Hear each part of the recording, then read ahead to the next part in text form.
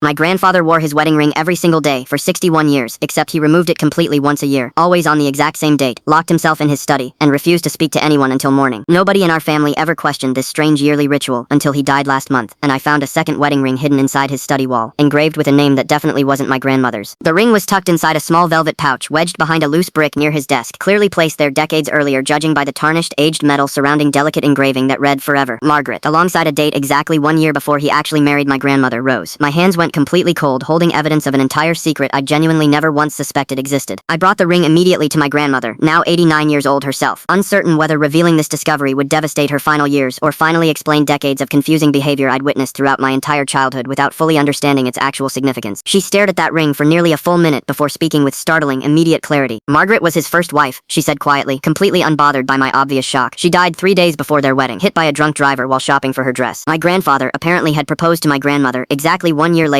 honoring an old promise to Margaret's grieving mother that he wouldn't spend his entire life alone mourning someone who could never actually return. That explained the yearly ritual completely. Every single anniversary of Margaret's death, he'd quietly retreat alone, still grieving a woman he'd loved before my grandmother, honoring both relationships privately without ever making either woman feel like a replacement or a betrayal of the other's specific memory. My grandmother had apparently known this entire painful history from the very beginning of their marriage. "Weren't you ever jealous?" I asked, genuinely struggling to understand accepting a spouse's permanent ongoing grief for someone else entirely. She smiled sadly, explaining she'd actually met Margaret briefly before the accident, had genuinely liked her, and understood grief simply doesn't disappear conveniently just because life continues moving forward regardless of anyone's specific personal wishes or preferences. "I'd rather share him with her memory," my grandmother said simply, "than have him pretend she never existed at all." Their entire 61-year marriage, I realized, had been quietly built on radical honesty about loss rather than convenient denial, something considerably rarer and braver than most relationships I'd personally witnessed throughout my own comparatively short lifetime so far. I found Margaret's family through old newspaper archives, tracking down a niece still living nearby who remembered hearing stories about a young man who'd apparently visited her aunt's grave faithfully every single year for over 6 entire decades without exception, rain or shine, regardless of his own advancing age or increasingly difficult mobility during his final remaining years. She was stunned to learn he'd actually married afterward, assuming instead he'd simply remained single forever, out of overwhelming grief, exactly the assumption my own family had wrongly made about his strange yearly disappearances throughout literally decades of quiet, private, dedicated remembrance neither family had ever previously connected together until this exact moment finally occurred. Two families, separated by decades and a tragedy neither had ever discussed together, finally connected because of one small hidden ring and my grandmother's surprising generous willingness to finally share a story she'd protected privately and gracefully for 61 entire years of her own long, complicated, quietly extraordinary marriage to a genuinely good man. My grandmother passed peacefully 4 months later, buried beside my grandfather with Margaret's ring placed respectfully in her own hand, a final act of generosity connecting three people whose love, in her own words, never needed to compete with itself. Do you think my grandmother was incredibly generous, or should she have asked him to let Margaret go completely? Comment generous, or should have asked below. I genuinely want to know, and subscribe for more true family love stories.